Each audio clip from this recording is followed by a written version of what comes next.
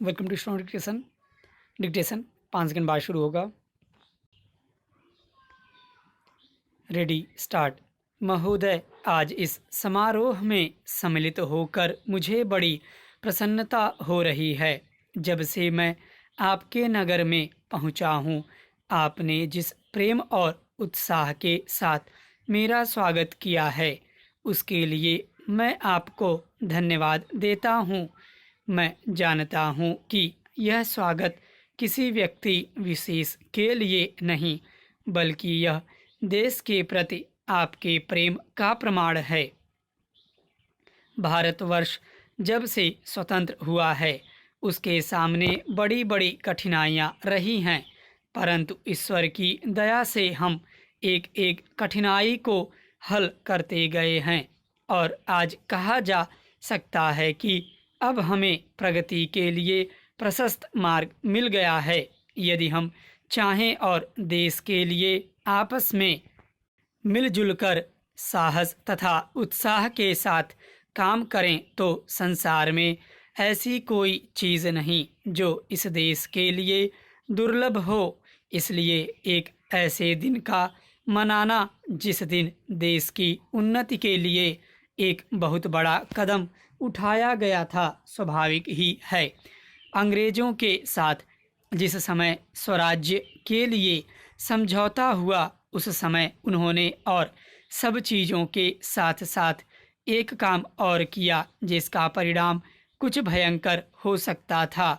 जहां एक ओर अंग्रेजी राज सीधे तौर पर चलता था, वहां दूसरी ओर देसी नरेशों के अधीन 600 से अधिक रियासतें भी थीं। ब्रिटिश सरकार ने जाते समय यह घोषणा कर दी कि ये सभी रियासतें अपने को उन सभी शर्तों और बंधनों से मुक्त समझें जो उन्होंने ब्रिटिश सरकार के साथ किए थे, और प्रत्येक का अधिकार है कि वह चाहे तो हिंदुस्तान के साथ अथवा पाकिस्तान के साथ मिल जाए या अपने को स्वतंत्र रखे। एक नीति के रूप में यह बात बिल्कुल ठीक थी, परंतु यदि हमारे देशी नरेशों के हृदय में भी वह देश प्रेम नहीं होता जो उन्होंने दिखलाया, तो संभव था कि एक भारतवर्ष के बदले आज भारतवर्ष के कई टुकड़े हुए होते। यह समस्या देश के एक भाग में अब तक तय नहीं हो पाई है और वह भाग कश्मीर का है। उसके लिए हम अभी भी चिंतित हैं। देसी नरेशों के देश प्रेम, उनकी दूरदर्शिता और समय को पहचान कर उसके अनुसार अपने को ढाल लेने की उनकी शक्ति के फलस्वरूप ही भारत के 2 टुकड़े हो जाने पर भी विशाल भारतवर्ष आज रह गया है। महोदय, वह उस भारतवर्ष से कहीं अधिक बड़ा है जो कभी किसी भी ऐतिहासिक काल में या उसके पहले किसी एक छत्र शासन के अधीन रहा हो। आप जानते हैं कि भारतवर्ष इतना बड़ा देश है, पर संसार के और बड़े बड़े देशों की सैनिक शक्ति के सामने उसकी शक्ति बहुत कम है। इंग्लैंड, अमेरिका और रूस की सैनिक शक्ति के सामने हमारी शक्ति बहुत कम है। ऐसी स्थिति में हमारे सामने प्रश्न यह है कि क्या हम किसी के सामने झुक जाएं, किसी के साथ मिल जाएं, या अपने को तटस्थ रख और स्वतंत्र रखें। किसी के साथ मिल जाने का अर्थ यह हो सकता है कि हमें उसके प्रभाव या उसकी शक्ति का लाभ मिले, परंतु उसका परिणाम भयंकर हो सकता है। यदि उन पर कभी संकट आया तो हम पर भी आएगा। यदि हम अलग रहते हैं तो हम अपने पैरों पर खड़े होकर अपनी शक्ति से बहुत कुछ कर सकते हैं। हमारे प्रधानमंत्री ने इसी नीति को अपनाया है और यद्यपि आरंभ में हमारे अपने देश में ही बहुत से लोगों ने इसको नहीं समझा था, पसंद नहीं किया, परंतु आज हम देख रहे हैं कि उसका परिणाम क्या हो रहा है। हमारे प्रधानमंत्री ने इस बात की घोषणा कर दी कि हम किसी भी दूसरे देश के साथ गठबंधन नहीं चाहते और हम स्वतंत्र रहकर अपना कामकाज अलग चलाएंगे। हमारे बहुतेरे लोगों ने यह समझा कि यदि हम किसी बलशाली देश से मिलें तो और कुछ नहीं तो कम से कम आर्थिक सहायता तो मिलेगी ही। जो देश यह चाहते थे कि हम उनके साथ मिलें, उन्होंने तो बुरा माना ही। उन्होंने यह नहीं समझा कि हम अपने को अलग रख रहे हैं, न कि उनके विरोधियों के साथ मिल रहे हैं। जैसे जैसे समय बीतता गया, धीरे धीरे उन्होंने भी हमारी विदेशी नीति को समझा।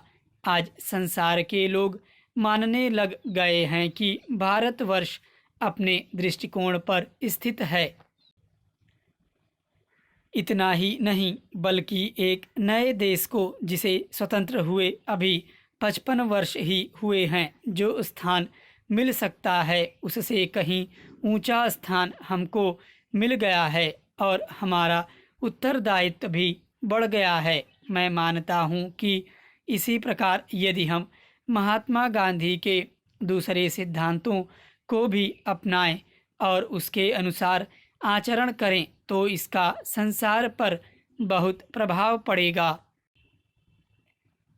महोदय, जैसा कि माननीय सदस्य जानते हैं, कल दूसरे सदन में इसी तरह की बहस थी। मुझे वहां भी कुछ देर बैठना पड़ा। इस कारण यहाँ जो भाषण हुए उन सबको मैं सुन नहीं सकी। मुझे सुनकर दुख है कि कुछ माननीय सदस्यों ने इस अवसर पर भी हमारे विदेश विभाग को बुरा भला कहा। सेवाओं पर दोषारोपण करके सरल रास्ता निकालने का प्रयत्न ऐसी प्रवृत्ति है जिसकी मैं निंदा करती हूँ। मैं यह नहीं कहती कि हमने गलतियाँ नहीं की हैं और हमारे सभी प्रतिनिधि हमेशा योग्य ही होते हैं। जब गलती हो तो हमें उसे अवश्य बताना चाहिए, लेकिन सदा आलोचना करते रहने से निरुत्साह पैदा होता है और मनोबल गिरता है। हमें उन औजारों को ही कुंठित नहीं कर देना चाहिए जिनसे हमें काम लेना है। देश और विदेश में हमें काम तो करना ही है। हम अच्छी तरह जानते हैं कि पाकिस्तान के शासकों को दी गई हर सहायता बांग्लादेश के निर्दोष लोगों के विरुद्ध इस्तेमाल की जाएगी। इस अवसर पर हमारे प्रतिनिधियों ने परिश्रम से बहुत अच्छा काम किया है। प्रस्तुत परिस्थितियों में वे जितने प्रभावी हो सकते थे हुए हैं। कुछ सरकारों के विचार निश्चित हैं और यदि उनमें सहानुभूति भी पैदा की जाए तो भी वे इस प्रकार के मामले में कोई स्पष्ट बात कहने को तैयार नहीं होंगे। मैं कहना चाहूँगी कि हमारी उन सेवाओं ने जो वर्तमान स्थिति से निपटने में जुटी है, साहस और समर्पण का परिचय दिया है। यदि कुछ माननीय सदस्यों को गाली देकर और सरकार पर साहस, दिशा और यहाँ तक कि समझ की कमी का आरोप लगाकर कुछ संतोष मिलता है तो मैं उन्हें इससे वंचित नहीं करना चाहती। कुछ सदस्यों के लिए हिम्मत का अर्थ गले की ताकत और भावुकता की भाषा है। काश की जिंदगी इतनी ही सरल होती।